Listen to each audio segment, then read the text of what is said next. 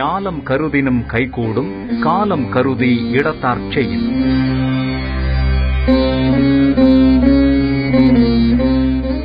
உரிய காலத்தையும் இடத்தையும் ஆய்ந்து அறிந்து அதற்கேற்ப செயல்பட்டால் இந்த உலகமே கூட நமது கைக்குள் வந்துவிடும்.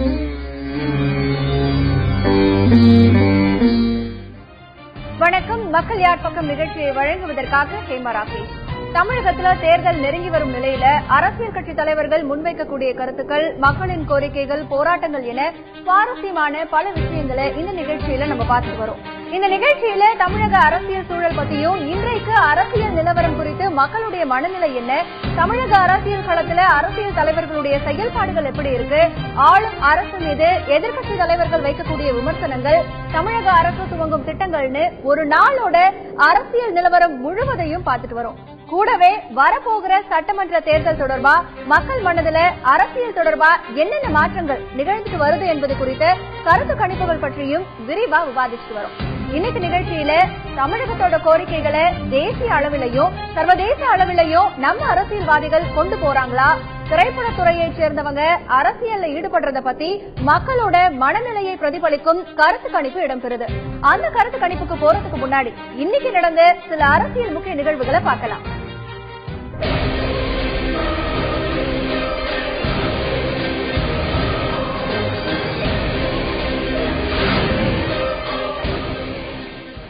திமுகவும் அதிமுகவும் வேட்புமனுக்கள் பெறுவது தொடங்கி தேர்தல் வேலைகளை ஆரம்பிச்சிருக்காங்க.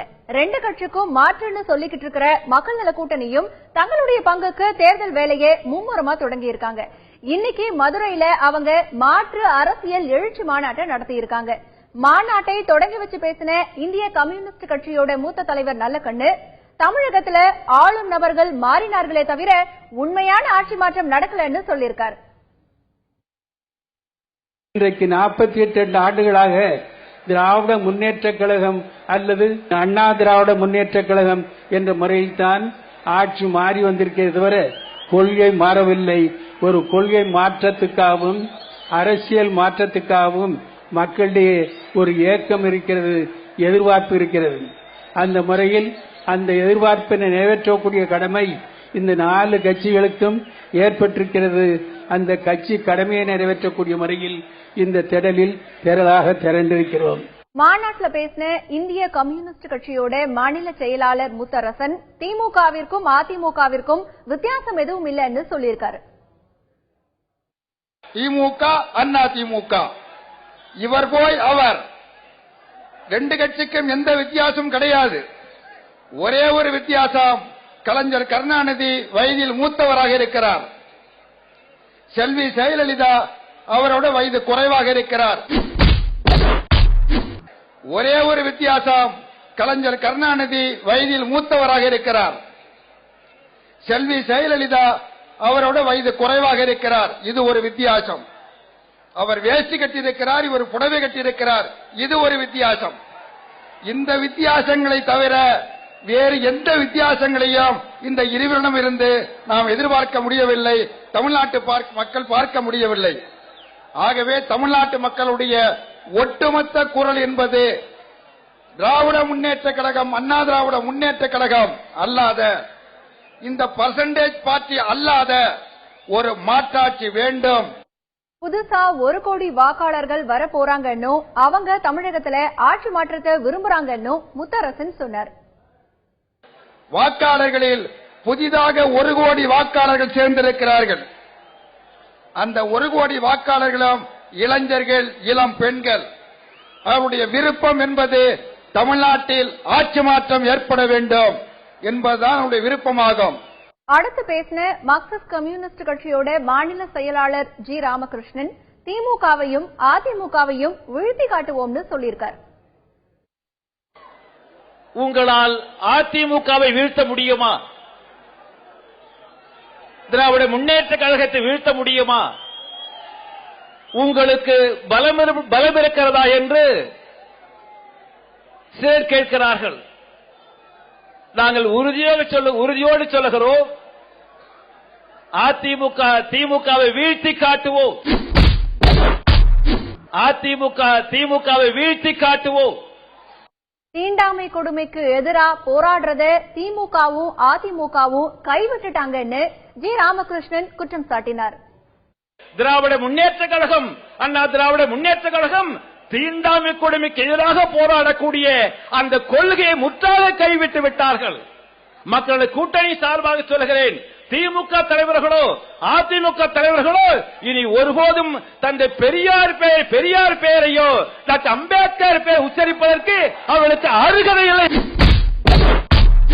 இனி ஒருபோதும் தந்தை பெரியார் பெயரையோ டாக்டர் அம்பேத்கர் பெயர் உச்சரிப்பதற்கு அவர்களுக்கு அருகதை இல்லை என்பதை இந்த மாநாட்டில் வாய் சொல்ல கடமைப்பட்டிருக்கிறேன்.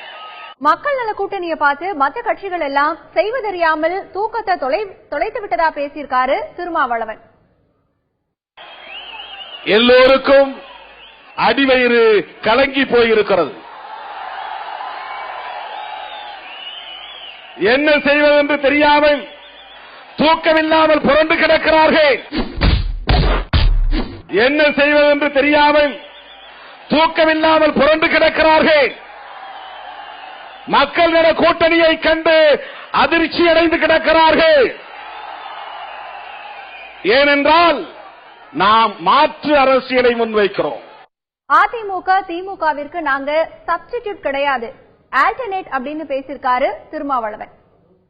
கபடி விளையாடுகிற போது ஒரு கடையிலே 11 பேர் இறங்கி விளையாடிக் கொண்டிருப்பான், இன்னொரு பக்கம் 11 பேர் விளையாடிக் கொண்டிருப்பான்.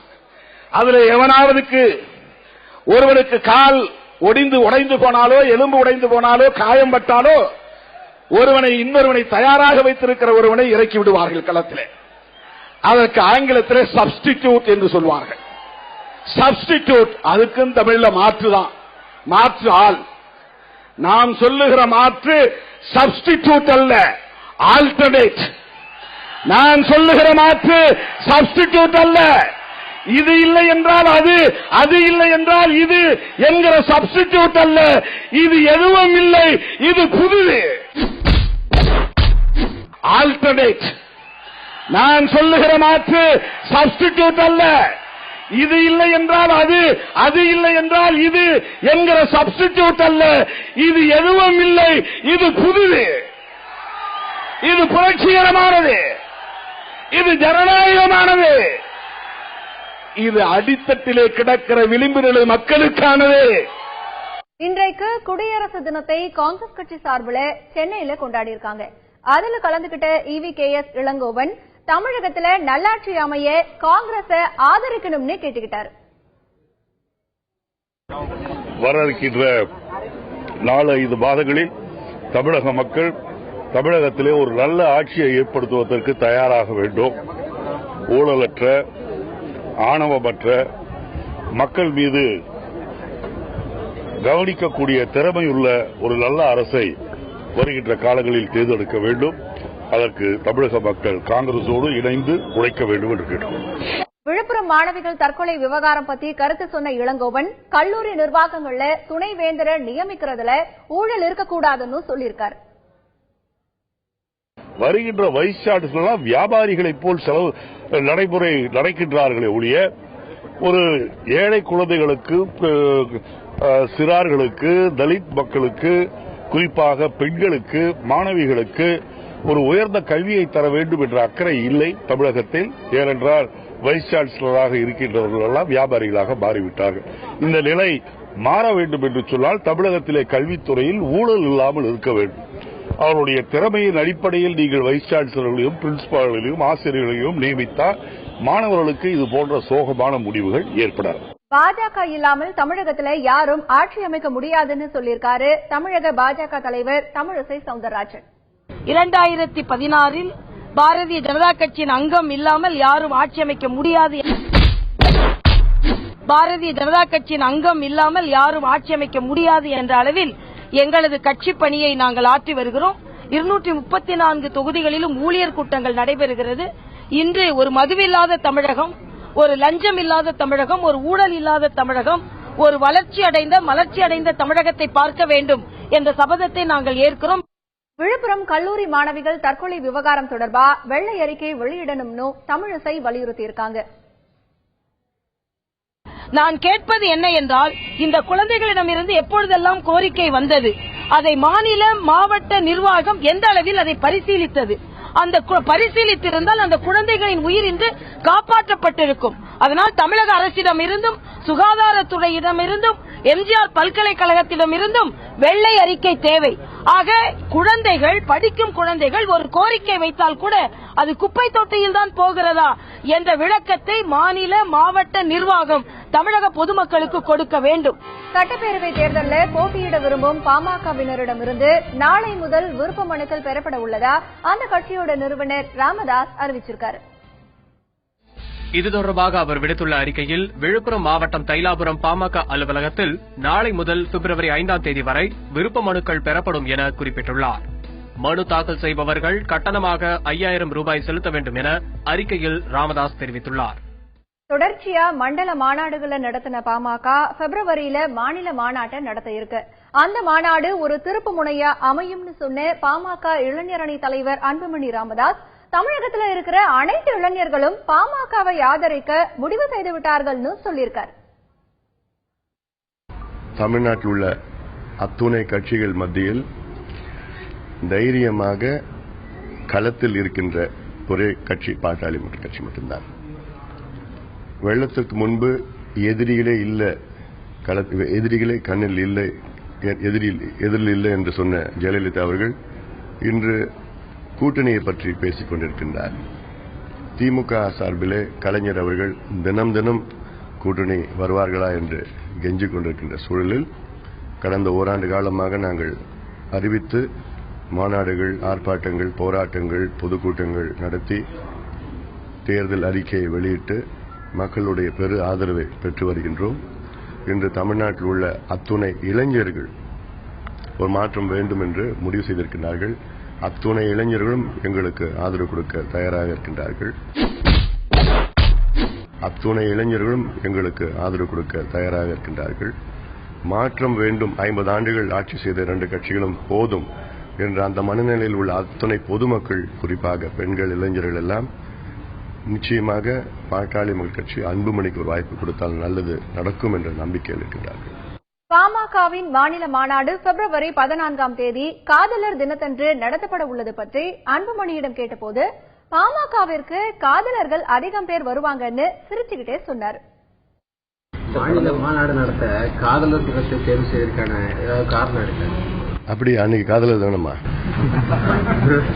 பிப்ரவரி 16 அப்போ நிறைய காதலர்கள் எங்க மாநாட்டுக்கு வருவாங்க. அப்போ தமிழ்நாட்டோட அரசியல் நிலைமை பத்தி தன்னோடு ஒரே மேடையில விவாதம் நடத்த தயாரான திமுக பொருளாளர் மு.க. ஸ்டாலினுக்கு மறுபடியும் சவால் விட்டிருக்காரு அன்புமணி. ஸ்டாலின் அவர்களுக்கு ஒரு சவால். பொது மேடையிலே நாம் இருவரும் விவாதம் செய்வோம். தமிழ்நாட்டினுடைய இன்றைய பிரச்சனைகள், நாளை தமிழகம் எப்படி இருக்க வேண்டும் என்று, அதற்கு நீங்கள் மேடை அமையுங்கள். ஏன், அண்ணா அறிவாலயத்திற்கு நான் வருகின்றேன், அங்கே நாம் இருவரும் விவாதிப்போம். ஸ்டாலினுக்கு என்னன்னா, ஜெயலலிதா அவர்கள் நிச்சயமாக வரப்போவது கிடையாது, அந்த நம்பிக்கையில தான் சவால் விட்டிருக்காரு. அந்த அம்மா வரமாட்டாங்கன்னு அந்த நம்பிக்கையில தான் சவால் விட்டிருக்காரு. அதனால அது ஏதோ ஒரு வெற்று சவால். ஆனால் உண்மையிலே ஸ்டாலின் அவர்களுக்கு அந்த சவால் ஏற்கின்ற அந்த தன்மை இருந்தால் என்னுடைய சவாலை ஏற்று பொது மேடையிலே என்னுடன் விவாதம் செய்வதற்கு தயாராக வர வேண்டும்.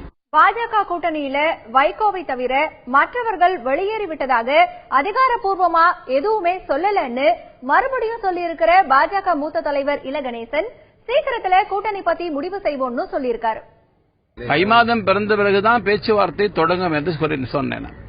அநேகமாக இருக்கின்ற எல்லா கட்சிகளுமே இப்போது பேச்சுவார்த்தை தொடங்கிவிட்டன. நாங்களும் கூட கூட்டணி சார்ந்த கட்சி சார்ந்த தலைவர்கள் அவர் பற்றி ஊடகத்தில் என்ன வருகிறது என்பதை மாத்திரம் மனதில் கொள்ளாமல் சந்தித்து பேசியதில் ஒன்று மாத்திரம் தெளிவாகிறது. வைகோ ஏற்கனவே வெளியேறிவிட்டார். அவர் தவிர மற்ற எவருமே நாங்கள் பாரதிய ஜனதா கட்சியோடு வரமாட்டோம் என்கிற கருத்து சொல்லவில்லை. மாறாக சில கருத்துக்களை சொல்லியிருக்கிறார்கள். அது நீங்கள் நிபந்தனைகள் என்று எடுத்துக்கொண்டாலும் சரி, ஏதோ வகையில் அவர்கள் சில கருத்து சொல்வார்கள். என்னென்ன சொன்னார்கள் என்பது உங்கள் அடுத்த கேள்வியாக இருக்கும் என்பது எனக்கு தெரியும். அதையெல்லாம் நான் இப்போது விட்டால் கூட்டணி அமையாமலே போய்விடும். அதனால முடிந்த பிறகுதான் நான் என்ன நடந்தது என்பது தெரிய வரும். ஆனால் எல்லோருமே விரைவிலேயே முடிவு செய்ய வேண்டிய ஒரு கட்டாயத்துக்கு தள்ளப்பட்டிருக்கிறார். அடுத்த மாதம் முதல் வாரத்தில் கோயம்புத்தூரில் பிரதமர் நரேந்திர மோடி அவர்கள் ஒரு பிரம்மாண்டமான பேரணியில் உரையாற்ற இருக்கிறார்கள். பிப்ரவரி மாதம் 2ஆம் தேதி. அதற்கு முன்பாக ஏதேனும் ஒரு சூழ்நிலை தெளிவு ஏற்பட்டால் நல்லது. கூட்டணிக்கு எந்த கட்சியாவது வந்தால் நாங்கள் உதறி தள்ள மாட்டோம்னு திமுக தலைவர் கருணாநிதி சொல்லியிருந்ததை பற்றி கருத்து சொன்ன இல கணேசன், பிற கட்சிகளுக்கு திமுக அழைப்பு விடுறது அந்த கட்சியோட பலவீனத்தை காட்டுதுன்னு சொல்லியிருக்காரு. எப்படியாவது தமிழக அரசாங்கத்தை வீழ்த்த வேண்டும் என்கின்ற கருத்து என்று நினைக்கலாம். அப்படி வீழ்த்தி எப்படியாவது தாங்கள் மீண்டும் ஆட்சிக்கு வர வேண்டாம். அதற்கு தங்கள் பலம் மாத்திரம் போதாது, தங்களுக்கு மக்களுக்கு ஆதரவு மாத்திரம் போராது. அதனால யார் வந்தாலும் எத்தனை கட்சிகள் வந்தாலும் அந்த கட்சியில் சேர்ந்து கொண்டு களமிறங்க வேண்டும் என்ற எண்ணத்தில் இருக்கின்றார்கள். இது ஒரு வகையில் பலவீனத்தின் வெளிப்பாடு. தமிழ் மாநில காங்கிரஸ் கட்சி தேர்தல் பணிகள்ல சுறுசுறுப்பு அடைஞ்சிருக்கு. மக்கள் நம்பும் கட்சி தமிழ் மாநில காங்கிரஸ் அப்படிங்கிற பெயரை எடுக்கும் விதத்தில் கட்சி பணி ஆற்றணும்னு ஜி.கே. வாசன் தொண்டர்களை கேட்டுக்கிட்டார். மக்கள் பணி, இயக்கப்பணி ஆகிய இரண்டு பணிகளையும் இரு கண்களாக நினைத்து நாம் தொடர்ந்து பணியாற்ற வேண்டும் என்று நான் உங்களை அன்போடு கேட்டுக் கொள்கிறேன். அதன் அடிப்படையிலே வருகின்ற மாதங்களிலே மக்கள் விரும்பும் கட்சி தமிழ் மாநில காங்கிரஸ் என்பதை விட மக்கள் நம்பும் கட்சி, ஏற்றுக்கொள்ளும் கட்சி என்ற நிலையை நாம் ஏற்படுத்துவோம். மக்கள் நம்பும் கட்சி, ஏற்றுக்கொள்ளும் கட்சி என்ற நிலையை நாம் ஏற்படுத்துவோம். தமிழக வெள்ள பாதிப்பிற்கு மத்திய அரசு போதிய நிதியை ஒதுக்கலன்னு தமிழ் மாநில காங்கிரஸ் தலைவர் ஜி.கே. வாசன் குற்றம் சாட்டியிருக்காரு. மழை வெள்ளத்தால் பாதிக்கப்பட்ட மக்கள் இயல்பு வாழ்க்கைக்கு மெல்ல திரும்பிக் கொண்டிருக்கிறார்கள். மழை நின்று வெள்ளம் வடிந்து ஏறத்தாழ 50 நாட்கள் ஆகியிருக்கிறது. மத்திய அரசு தன்னுடைய குழுவை 2 முறை தமிழகத்தினுடைய வெள்ள சேதத்தை பார்வையிட அனுப்பியிருக்கிறது. ஆனால் தமிழக அரசுக்கு மத்திய அரசு இன்னும் முழுமையான முறையிலே வெள்ள சேதத்தை குழு பார்த்த பிறகு கூட நிதி உதவியை கொடுக்கவில்லை என்பதை நான் இங்கே சுட்டிக்காட்ட விரும்புகிறேன். மத்திய அரசு தமிழக மக்கள் மீது முழுமையான அக்கறை காட்டவில்லை. மத்திய அரசு தமிழக மக்கள் மீது முழுமையான அக்கறை காட்டவில்லை என்ற எண்ணம் நமக்கு தோன்றுகிறது. அப்படி இல்லை என்று மத்திய அரசு மறுத்தால் உடனடியாக தமிழகத்திற்கு தேவையான போதுமான நிதியை உடனடியாக ஒதுக்க வேண்டும் என்று நான் தமிழ் மாநில காங்கிரஸ் கட்சியின் சார்பிலே கேட்டுக் கொள்ள விரும்புகிறேன். மாணவிகள் தற்கொலை சம்பவத்தில் உண்மையை வெளியே கொண்டுவர முறையான நீதி விசாரணை நடத்தணும்னு திமுக மகளிர் அணி மாநில செயலாளர் கனிமொழி வலியுறுத்தியிருக்காங்க. பல புகார்கள் எழுந்திருக்கு அந்த கல்லூரியை பற்றி. அந்த புகார்களை எல்லாம் அதிகாரிகளோ அரசாங்கமோ கண்டுகொள்ளவே இல்லை. மாணவர்கள் தீ குளித்து கூட போராடக்கூடிய ஒரு சூழல் உருவாகிய அந்த நேரத்தில் கூட அவர்கள் யாரும் இதை கண்டுகொள்ளவில்லை. பிறகு 3 மாணவிகள் தற்கொலை செய்து கொண்ட பிறகுதான் இந்த அரசாங்கத்தின் கவனம் அதன் மீது திரும்பி இருக்கிறது. அதனால உண்மையான நேர்மையான நீதி விசாரணை தேவை. தூத்துக்குடி பகுதியில குளங்கள் தூர்வாரப்படணும்னு கோரிக்கை வச்ச கனிமொழி அரசியல் காழ்ப்புணர்ச்சி காரணமா தூர்வார நடவடிக்கை எடுக்கலன்னு குற்றம் சாட்டியிருக்காங்க. இங்க இருக்கக்கூடிய குளங்களை தூர்வார வேண்டும் என்று அந்த கோரிக்கையை இங்க இருக்கக்கூடிய மக்களிடம் வைத்தேன். அவர்களும் அதை வரவேற்றார்கள். ஆனா இன்னைக்கு வரைக்கும் அதிகாரிகள் அதற்கு எங்களுக்கு பெர்மிஷன் தரல. இந்த குளத்தை தூர்வாரக்கூடிய வாய்ப்பு எங்களுக்கு கிடைத்திருந்தால் நிச்சயமா இப்ப பெய்த மழையில அந்த குளங்கள் எல்லாம் நிரம்பி இருக்கும். மக்களுக்கு தண்ணீர் பற்றாக்குறை தீர்க்கப்பட்டிருக்கும். அதுக்கு கூட அரசியல் காழ்ப்புணர்ச்சியோடு எங்களுக்கு அதற்கு வழி செய்யாத இந்த அரசாங்கமும் அதிகாரிகளும் தான் இதற்கு காரணம் என்பதை நான் சொல்ல விரும்புகிறேன். தமிழக சட்டப்பேரவை தேர்தலில் அதிமுகவிற்கு ஆதரவு அளிக்க போறதா அகில இந்திய தேசிய லீக் கட்சி அறிவிச்சிருக்கு. தமிழகத்தில் வரும் தேர்தலில் நாங்கள் அதிமுகவுக்கு கடந்த 14 ஆண்டுகளாக எப்படி அவர்களுடன் ஒன்றாக இருந்து கூட்டணியில் இணைந்திருந்தோமோ அதே போன்று இப்பொழுதும் இருந்து அவருடைய வெற்றி வாகைக்கு நாங்கள் எங்களால் முடிந்த கலைப்பணிகளை செய்வோம் என்றும் நாங்கள் சில தொகுதிகளுக்கு, அதாவது குறைந்தது ஒரு 5 தொகுதிகளுக்காவது நாங்கள் சீட்டை கேட்கலாம் என்றும் இந்த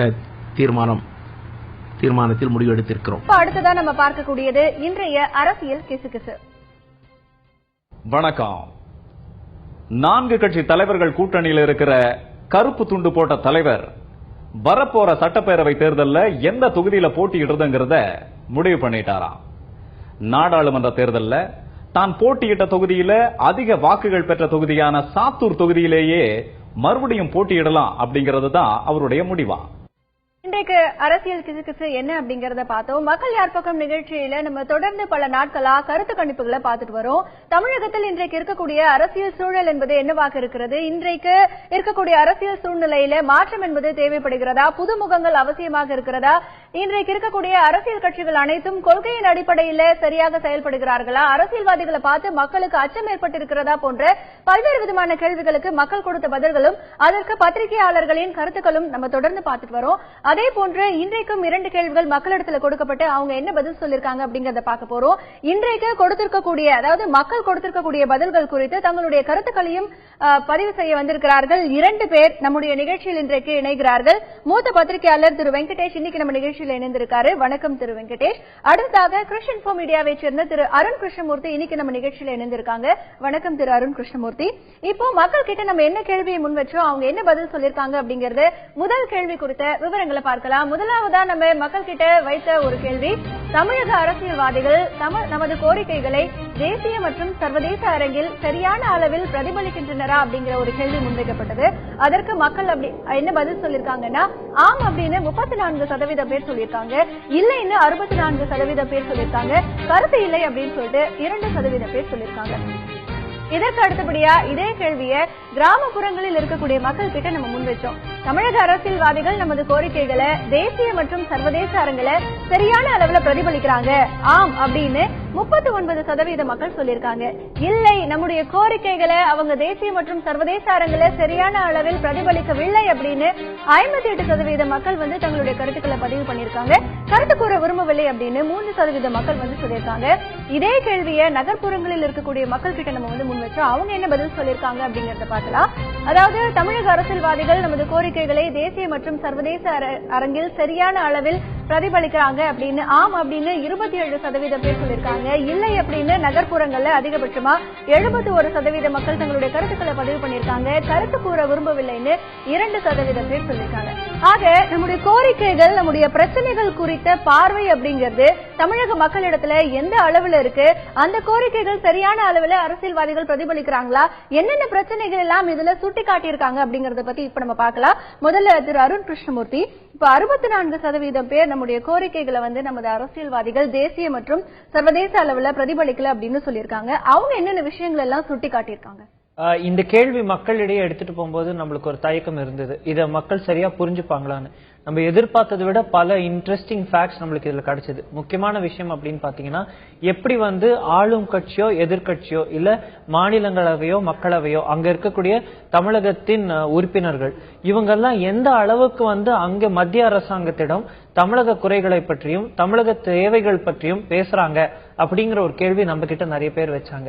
அப்போ ரொம்ப சுவாரஸ்யமா கிடைச்ச பதில்கள்னு பாத்தீங்கன்னா, ஏன் இங்க இருந்து ஒரு அனைத்து கட்சி கூட்டமோ இல்ல ஒரு அனைத்து கட்சி இதுவோ போய் அங்க பேச மாட்டேங்குது, எல்லாருமே பிரிஞ்சு போறாங்க, இந்த மாதிரி எல்லாம் கேள்விகள் எழுப்பினாங்க.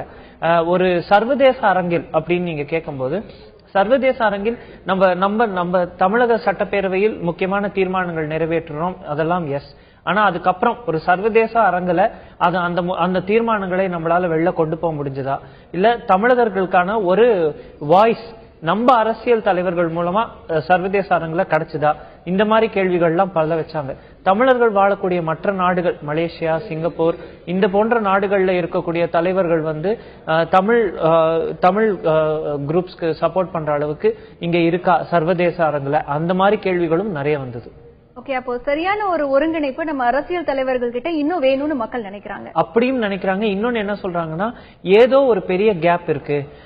நம்மளுடைய நேஷனல் அண்ட் இன்டர்நேஷனல் ரெப்ரசன்டேஷன், தேசிய அரங்கும் சரி சர்வதேச அரங்கத்திலும் சரி, தமிழர்களின் உரிமைகள், தமிழர்கள் பற்றிய பல விஷயங்களுக்கான சரியான ஒரு பிரதிபலிப்பு இன்னும் நம்ம அரசியல் தலைவர்களால வரலங்கிற ஒரு கருத்து பொதுவா இருக்கு. ஆதங்கம் கூட அந்த மக்கள் கிட்ட இருக்கு அப்படின்னு நம்ம புரிஞ்சுக்கலாம்.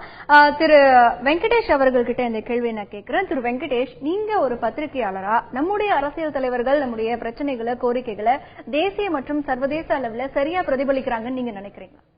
ரெண்டு விதமா அப்படி பிரிச்சு புரிச்சுக்கோங்க. அதாவது புரிஞ்சுக்கோங்க. அதாவது தேசிய அளவுல ஒண்ணு, சர்வதேச அளவுல ஒண்ணு. சரியா பிரதிபலிக்கிறார்களா அல்லது சரியா பிரதிபலிக்கப்பட்டு அதற்கான உரிய தீர்வுகள் பெறப்பட்டனவா? இப்ப நீங்க இதை எப்படி பிரிச்சு பாத்தீங்கன்னா ஒரு விஷயம் புரியும். அதாவது நீங்க தேசிய அளவுல பாத்தீங்கன்னா நம்ம கிட்ட இருக்கக்கூடிய நாடாளுமன்ற உறுப்பினர்கள், மேலவை உறுப்பினர்கள் எல்லாருமே நல்ல பேசக்கூடியவர்கள், கொண்டு போய் பிரச்சனைகளை பேசக்கூடியவர்கள், அதை விவாதிக்கக்கூடியவர்கள், அத்தனை விதமான தகுதி திறமைகள் உடையவர்கள். இதுல என்ன சிக்கல்னா, நம்ம இதை தீர்வை நோக்கி இவர்கள் நகர்த்துகிறார்களா?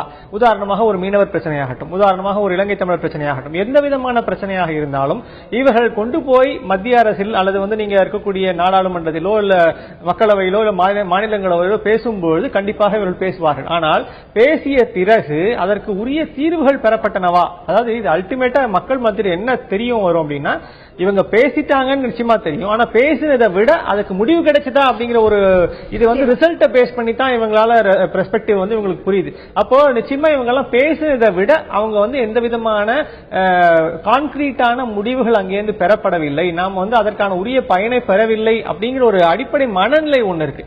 அந்த மனநிலையிலிருந்து தான் இவங்க என்ன நினைக்கிறாங்க, இவங்க போய் பேசல போல இருக்கு, இவங்க போய் தங்க சரியா ரெப்ரசென்ட் பண்ணல போல இருக்கு, அதனாலதான் நம்ம நமக்கான உரிய தீர்வுகள் கிடைக்கல அப்படின்னு இவங்க தேசிய அளவில் நினைக்கிறாங்க. சர்வதேச அளவுல என்ன விதமான புரிதல் இருக்கும், என்ன விதமான அமைப்புகள் சர்வதேச அமைப்புகள் இருக்கு, நம்ம எடுத்து போய் என்ன விஷயங்கள் அங்க பேச முடியும்னு எனக்கு தெரிஞ்சு எவ்வளவு பேருக்கு அது விவரங்கள் தெரியும் எனக்கு தெரியும். அதற்கான பயிற்சி கொடுக்கப்பட்டிருக்கிறதா நம்முடைய அரசியல் தலைவர்களுக்கு? ஒரு சர்வதேச அரங்குல நம்முடைய பிரச்சனைகள் எப்படி பிரதிபலிக்கணும் போன்ற ஒரு பயிற்சிகள், ஒரு நடைமுறைகள் எல்லாம் சரியான அளவுல அவங்களுக்கு சர்வதேச அளவுல நாம ஒரு தேசமாகத்தான் நாம போய் பிரதிபலிக்க முடியுமே தவிர ஒரு மாநிலமாக போய் பிரதிபலிக்கவே முடியாது.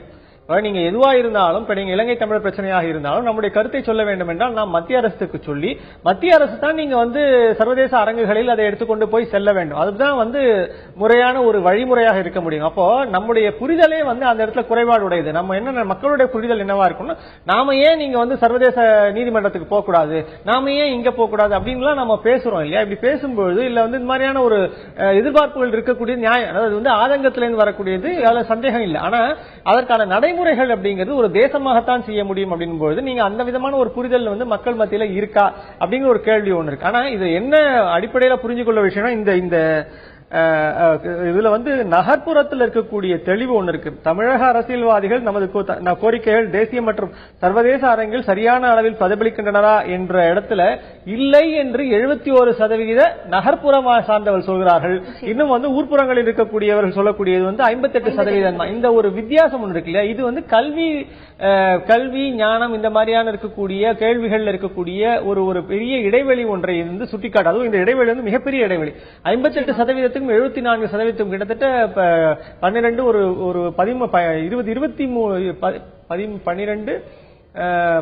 24 புள்ளிகளுக்கிட்ட இது வித்தியாசம் இருக்கக்கூடிய ஒரு பெரிய டிஃபரன்ஸ் ஒன்று இருக்கு. அதாவது நாம எப்படி நம்முடைய பெர்ஸ்பெக்டிவ்ஸ் நகரத்துல எப்படி இருக்கு, கிராமங்கள்ல எப்படி இருக்குங்கிற ஒரு டிஃபரன்ஸ் எப்படி ஒரே விஷயத்தை அவங்க பாக்குறாங்க, நாம பாக்குறோம் அப்படிங்கிற. இன்னும் கிராமங்களில் இருக்கக்கூடிய மக்களுக்கு பொலிட்டிக்கல் அவேர்னஸ் வேணும், பொலிட்டிக்கலி அவேர்னஸ் ஜாஸ்தியா வேணும். அவங்க என்ன நினைக்கிறாங்க, அவங்க சொல்லக்கூடிய விஷயம் என்னன்னா, ஆமாம் நாம நம்முடைய அரசியல்வாதிகள் சரியாகத்தான் பிரதிபலிக்கிறார்கள் ஒரு எண்ணம் இருக்கு. 39% சொல்றாங்க. அப்போ அவர்கள் நம்புகிறார்கள். ஆனா நகரத்தில் இருக்கக்கூடிய படித்தவர்களாக அல்லது படித்தவர்கள் நகரத்தில் இருக்கிறார்கள் என்று நாம் ஏற்றுக்கொண்டால் அவர்கள் அதை ஏற்றுக்கொள்ளவில்லை என்று அர்த்தம். நம்முடைய அரசியல்வாதிகள் நம்முடைய பிரச்சனைகளை தேசிய மற்றும் சர்வதேச அளவில் பிரதிபலிக்கிறார்களா போன்ற கேள்விக்கு மக்கள் என்ன பதில் சொன்னாங்க அப்படிங்கறத பார்த்தோம். அடுத்தபடியா மக்கள் கிட்ட ஒரு கேள்வியை முன்வச்சோம். அதுக்கு என்ன பதில் சொல்லிருக்காங்க அப்படிங்கறத பார்க்கலாம். மக்களிடத்துல நாம் முன்வைத்த கேள்வி, திரைத்துறையினர் அரசியலில் ஈடுபடுவது ஏற்றுக்கொள்ளத்தக்கதா அப்படிங்கிற ஒரு கேள்வியை முன்வச்சோம். அதற்கு ஆம் அப்படின்னு 51% மக்கள் சொல்லியிருக்காங்க, இல்லை அப்படின்னு 41% பேர் சொல்லியிருக்காங்க. இதுல கருத்து கூற விரும்பவில்லை அப்படிங்கிற ஒரு கேட்டகரியே கிடையாது. இதற்கு அடுத்தபடியா இதே கேள்வியை கிராமப்புறங்களில் இருக்கக்கூடிய மக்கள் கிட்ட நம்ம முன்வச்சும் போது அவங்க என்ன சொல்லியிருக்காங்க அப்படின்னு பார்த்தா திரைத்துறையினர் அரசியலில் ஈடுபடலாம், அது ஏற்றுக்கொள்ளக்கூடிய ஒரு விஷயம்தான் அப்படின்னு சொல்லி ஆம் அப்படின்னு 69% பேர் சொல்லியிருக்காங்க. இல்லை, அதை ஏற்றுக்கொள்ள முடியாது அப்படின்னு சொல்லி 31% பேர் சொல்லியிருக்காங்க. அதற்கு அடுத்தபடியாக இதே கேள்வியை நகர்ப்புறங்களில் இருக்கக்கூடிய மக்கள் கிட்ட நம்ம முன் வச்சோம். அதற்கு அவங்க சொல்லியிருக்கக்கூடிய பதில் என்ன அப்படின்னு பார்த்தா, திரைத்துறையினர் அரசியலில் ஈடுபடுவது ஏற்றுக்கொள்ளக்கூடிய ஒரு விஷயம் தான் அப்படின்னு 51% பேர் சொல்லியிருக்காங்க. இல்லை அப்படின்னு இங்க முக்கியமா பார்க்கணும், சரிசமமா இருக்கு. 49% பேர் இல்லை, திரைத்துறையினர் அரசியலில் ஈடுபடுவது ஏற்றுக்கொள்ள முடியாது அப்படின்னு சொல்லியிருக்காங்க. நம்முடைய இந்த தமிழக அரசியல் அப்படின்னு பார்க்கும் பொழுது திரைத்துறையில் இருந்துதான் 5 முதல்வர்களை கடந்த 50 ஆண்டுகள்ல நம்ம பெற்றிருக்கோம். அன்றைய 40 காலகட்டங்கள்ல பார்க்கும் பொழுது திமுக கட்சியினுடைய கொள்கைகளை திரைப்படங்கள் மூலமா தான் பல இடங்கள்ல வலியுறுத்திருக்காங்க. அதே நேரத்தில் 1957 மறைந்த முன்னாள் முதல்வர் திரு அண்ணாதுரை அவர்களும் இப்பொழுது இருக்கக்கூடிய திமுக தலைவர் திரு கருணாநிதி அவர்களும் முதலா திராவிட இயக்கத்தை சேர்ந்தவர்கள், முதலா திரைப்படத்துறையை சேர்ந்த சட்டமன்ற உறுப்பினர்களானது இவங்க 2 பேரும் தான். ஆக ஒரு தமிழ் திரை உலகையும் தமிழக அரசியலையும் பிரித்து பார்க்க முடியாத ஒரு காலகட்டத்தில் இன்றைக்கு இருக்கும் பொழுது இந்த ஒரு கருத்து கணிப்பு எப்படி பார்க்கப்படுகிறது அப்படிங்கறத நம்ம கேட்கலாம். திரு அருண் கிருஷ்ணமூர்த்தி, இப்போ 64% பேர் சொல்லியிருக்காங்க, 59% பேர் சொல்லியிருக்காங்க ஏற்றுக்கொள்ளக்கூடிய ஒரு விஷயம் தான் அப்படின்னு. அவங்க என்னென்ன காரணங்கள் எல்லாம் முன் வச்சாங்க? நம்மள ஆச்சரியப்படுத்திய கேள்விகள்ல இதுவும் ஒண்ணு. அது மட்டும் இல்லாம இதுல கருத்து கூற விரும்பவில்லைங்கிற கேட்டகரி இருந்தது. ஆனா எப்படி இருந்ததுன்னா ரொம்ப மீகரா இருந்தது. அது 0.56%. அது ஒரு நெக்லிஜிபிள் அமௌண்ட். அதனாலதான் இந்த கேள்வியில அது பிரதிபலிக்கல. இன்னொன்னு நீங்க பாத்தீங்க அப்படின்னா, நம்ம எதிர்பார்த்து போன பதில்கள், அந்த நம்மளுடைய பெர்செப்ஷன் எல்லாரையும் உடைக்கக்கூடிய ஒரு பதில்கள் தான் இங்க வந்தது. திரைத்துறையில இருக்கிறவங்களும் இந்த ஜனநாயகத்தின் ஒரு குடிமகள், நம்ம ஒருத்தருக்கும் காமன் மேனுக்கு இருக்கிற எல்லா உரிமைகளும் அவர்களுக்கும் இருக்கு. திரைத்துறையினர் இருக்கிறவங்க அரசியல்ல ஈடுபடுறதுல என்ன தவறு அப்படிங்கிற கேள்விகள் வந்தது. அது மட்டும் இல்லாம அடுத்த கேள்விகள், திரைத்துறையினர்னால மட்டும்தான் ஓட்டுகள் வாங்க முடிய சக்தி இருக்கு அப்படிங்கிற மாதிரி சில திரைத்துறையினருக்கு இருக்கிற அந்த முக வேல்யூ, ஃபேஸ் வேல்யூ, அது ஒரு ஸ்ட்ராங் ஃபேக்டரா நிறைய பேர் பேசினாங்க. அதுக்கு அப்புறமா நம்மளுக்கு பேசினது திரைத்துறையினருக்கு இருக்கக்கூடிய அந்த கான்டாக்ட்ஸ், ரீச், இத பத்தி எல்லாம் தான் மக்கள் நிறைய சொன்னாங்க. நகர்ப்புறங்கள்ல திரைத்துறையினர் அரசியல்ல ஈடுபடுறது அவ்வளவா விரும்பல, ஒரு கிட்டத்தட்ட ஒரு 50%. இதே கிராமப்புறங்கள்ல அது ஒரு பெரிய விஷயமாவே அவங்க பார்க்கல. கிராமப்புறங்கள்ல இன்னைக்கும் வளர்ந்து வர பல நடிகர்கள் அரசியலுக்கு வந்தா எதுவும் தவறில்லை அப்படிங்கிற மாதிரி தான் பல பேர் பேசினாங்க. சமீபத்துல ஏற்பட்ட அந்த திரைத்துறையினருடைய அந்த இன்டர்னல் எலெக்ஷன்ஸே பல பேர் அரசியல் முன்னோட்டத்துக்கான ஒரு விஷயமா தான் பாக்குறாங்க. திரு வெங்கடேஷ், நீங்க சொல்லுங்க, திரைத்துறையினர் அரசியலில் ஈடுபடுவது ஏற்றுக்கொள்ளத்தக்கதா அப்படின்னு கேட்டதுக்கு 59% பேர் ஆம் அப்படின்னு சொல்லியிருக்காங்க. அதுவே இது நகர்ப்புறங்கள்ல பார்க்கும்பொழுது சரிக்கு சமமா ஆம் அப்படின்னு 51% பேர் சொல்லியிருக்காங்க, இல்லைன்னு 49% பேர் சொல்லியிருக்காங்க. இதை பற்றி உங்களுடைய பார்வை? அவங்களுக்கு திரைத்துறையினரும் மற்ற துறையினரை போல் மற்ற மக்களை போல் அவர்களுக்கும் அரசியலில் ஈடுபடுவதற்கு எல்லா விதமான உரிமைகளும் உண்டு. அதில் எந்த மாற்று கருத்தும் கிடையாது. ஒரு பொதுமக்கள் மத்தியில் இருக்கக்கூடிய ஒரு கணிப்பு, இதுல எஸ் சொன்னவங்களோட நோ சொன்னவங்க தான் நமக்கு ரொம்ப முக்கியம். அதுல என்னன்னா, அந்த அரசியல் விழிப்புணர்ச்சி என்பது படிப்படியாக மக்கள் மத்தியில் உருவாகி கொண்டிருக்கு. நகரத்தில் இப்ப 49% வேண்டாம் என்று சொல்லும் பொழுது, கிராமத்தில் கிட்டத்தட்ட 31% மக்கள் முழுமையாக இது வேண்டாம், இவர்கள் அரசியலுக்கு இவர்களுடைய முகங்கள் நாங்கள் தொடர்ந்து பார்த்திருக்கிறோம், இவர்களை நாங்கள் ஏற்கனவே 5 முதல்வர்கள் வரை நாம் தேர்ந்தெடுத்திருக்கிறோம் என்ற ஒரு பின்னணியிலிருந்து இதை பார்க்கும் பொழுது இவர்கள் வேண்டாம் என்று சொல்வதுதான் எனக்கு முக்கியமாக தெரிகிறது. ஏன்னா அந்த விதமான ஒரு இது ஒரு 2-3 விஷயத்தை சொல்லுது. ஒன்னு அவர்களுக்கு கவர்ச்சி இனிமேல் தேவையில்லை, அவர்களிடம் எதிர்பார்ப்பது ஒரு தெளிவான ஒரு ஆட்சி முறையை, தெளிவான ஒரு நிர்வாகத்தை என்பதை ஒரு அர்த்தம். இன்னொரு அர்த்தம், அவர்களுக்கு அதுக்கு அப்பாற்பட்டு வெறும் ஒரு தெரிந்த முகங்கள் மட்டுமல்ல, அதுக்கு அப்பாற்பட்டு அவர்களுடைய ஜனநாயக ரீதியா எல்லோரும் ஈடுபடக்கூடிய ஒரு பொதுவான அத்தனை பேருக்கும் தெரிந்த வேறு விதமான, அதாவது அரசியல், அதாவது சினிமா மட்டும் இல்ல, சினிமா கவர்ச்சி என்ற ஒரு அம்சம் மட்டும் அல்லாமல் பிற விஷயங்களில் தங்களை சாதனையாளராக முன்னிறுத்திக் கொள்ளக்கூடியவர்களும் அந்த இடத்துக்கு வர வேண்டும் என்ற எதிர்பார்ப்பு. இந்த விதமான ஒரு, அதாவது இந்த 31% இருக்கிறது இல்லையா, அந்த 31% நீங்கள் இன்னும் பலவிதமாக பகுத்து பார்க்கலாம். அது பலவிதமாக பகுத்து பார்க்கும்போது அவர்களுக்கு என்ன விதமான ஒரு இந்த முடிவுக்கு ஏன், அந்த வேண்டாம் என்ற முடிவுக்கு ஏன் வருகிறார்கள் என்ற ஒரு செட் ஆஃப் ரீசன்ஸ் ஒன்று இருக்குல்ல, அந்த செட் ஆஃப் ரீசன்ஸ் தான் ரொம்ப முக்கியம். அந்த செட் ஆஃப் ரீசன்ஸ் தொடர்ச்சியாக அவருடைய அரசியல் முதிர்ச்சிக்கு கொண்டு வருகிறது. அது மிக முக்கியம் என்று நான் கருதுகிறேன். அருண் கிருஷ்ணமூர்த்தி, இப்ப சார் சொன்ன மாதிரி அந்த 49% இல்ல இவங்க வேண்டாம் அப்படின்னு சொல்லியிருக்காங்க. என்னென்ன ரீசன்ஸ் எல்லாம் அவங்க சொல்லிருக்காங்க? அவங்க சொன்னது இந்த மாதிரி முக்கியமான ரீசன்ஸ் பாத்தீங்கன்னா, கலைக்கும் அரசியலுக்கும் கேப் இருக்கணும். கலைத்துறையினருக்கு அரசியல் சாணக்கியம் இருக்குமா இருக்காது அந்த மாதிரி கேள்விகள்லாம் நம்மளுக்கு முன்னாடி வச்சாங்க. அது மட்டும் இல்லாம அரசியல் முதிர்ச்சி, அதுக்கப்புறம் ஒரு பன்முகத்தன்மை இதெல்லாம் அவங்களுக்கு இல்லாம போயிடுமோ அப்படிங்கிற ஒரு பயம் தான் நிறைய பேர் நம்மளுக்கு பதிலா சொன்னது. ஒரு பக்கம் இன்றைக்கு இருக்கக்கூடிய மாற்றுக் கட்சிகள் எல்லாம் பார்க்கும் பொழுது திராவிட கட்சிகளால தமிழகம் சீரழிஞ்சு போச்சு, ஊழல் ரொம்ப பெருகி போயிடுச்சு அப்படிங்கிற ஒரு மாற்று கருத்தையும் முன்வைக்கிறாங்க. எங்களை ஆதரிங்க அப்படின்னு ஒவ்வொரு கட்சியும் சொல்லிட்டு இருக்காங்க.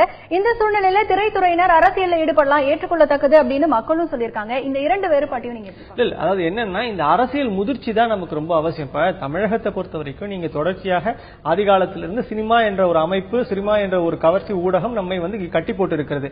இந்த கவர்ச்சி ஊடகத்தில் எல்லா நாடும், தமிழ்நாடு மட்டுமல்ல இந்தியாவிலும் அப்படித்தான் இருக்கிறது. சர்வதேச அமெரிக்கா தேர்தலில் நீங்க ஜெயித்த பல அதிபர்கள் பார்த்தா சினிமாவிலிருந்து வந்தவர்கள் தான். அதாவது இது ஒரு அரசியல் முதிர்ச்சி. நாம் படிப்படியாக நம்முடைய கல்வியினாலும் பிற விதமான ஒரு வளர்ச்சியினாலும் நாம் முதிர்ச்சி அடைந்து கொண்டு வரோம். மக்களுடைய ஒரு தேவைகள் சார்ந்தும் இதை யோசிக்கிறார்கள். இந்த அரசியல்வாதிகள் சினிமா பின்னணியிலிருந்து வந்தவர்கள் தான், ஆனாலும் இவரால் என்ன விதமான விஷயங்களை சாதிக்க முடிந்தது, எவ்வளவு தூரம் நமக்கு நன்மை பயக்க முடிந்தது, மாநிலத்துக்கு என்ன விதமான முன்னேற்றங்களை கொண்டு வர முடிந்தது என்ற கேள்விகள் தொடர்ச்சியாக ஏற்படுகின்றன. எல்லாம் முதல்ல பார்க்கும்போது எல்லாருக்குமே அவர்கள் எல்லாம் அவர்களுடைய முடிவுதான் இந்த 49%. அவர்கள் தங்களை பொறுத்து தங்கள் என்ன விதமான ஒரு வளர்ச்சியை கொண்டு வந்திருக்கிறார்கள் என்ற ஒரு நிச்சயமான கேள்வி ஒவ்வொரு குடிமகன் மனதிலும் இருக்கிறது. அப்போ அவர்கள் என்ன நினைக்கிறார்கள், அவர்கள் விரும்பிய வண்ணம் அவர்கள் கொண்டு வரக்கூடிய முன்னேற்றங்கள் இல்லை என்னும் பொழுது ஏன் திருப்பி திருப்பி நாம் சினிமாவிலிருந்தே அடுத்த ஒரு முதல்வரை தேட வேண்டும், வேறு இடத்தில் தேடலாமே என்ற ஒரு எண்ணம் வருகிறது. அதுதான் ஒரு அரசியல் முதிர்ச்சி. அந்த விதமான வாக்காளர்களுக்கு ஏற்படக்கூடிய இந்த முதிர்ச்சி தான் மிகவும் கவனிக்கத்தக்கது. அந்த முதிர்ச்சியினுடைய வளர்ச்சி தான் இந்த விதமான எண்ணிக்கை. நிச்சயமா இன்றைக்கு இருக்கக்கூடிய ஒரு சூழ்நிலையில அரசியல் முதிர்ச்சி என்பது கொஞ்சம் கொஞ்சமாக வெளிப்பட்டு கொண்டிருப்பதை இப்பொழுது நாம் பார்க்கக்கூடிய கருத்து கணிப்புகளை நம்ம பார்த்துட்டு இருக்கோம். கடந்த 50 ஆண்டுகளில் இருந்த ஒரு சூழ்நிலை என்பது வேறு. இப்பொழுது இருக்கக்கூடிய கல்வி அறிவு அப்படின்னு பார்க்கும் பொழுது 50 ஆண்டுகளை கம்பேர் பண்ணும்போது 80% மேலாக கல்வி அறிவு பெற்ற மாநிலமா தமிழ்நாடு விளங்குது.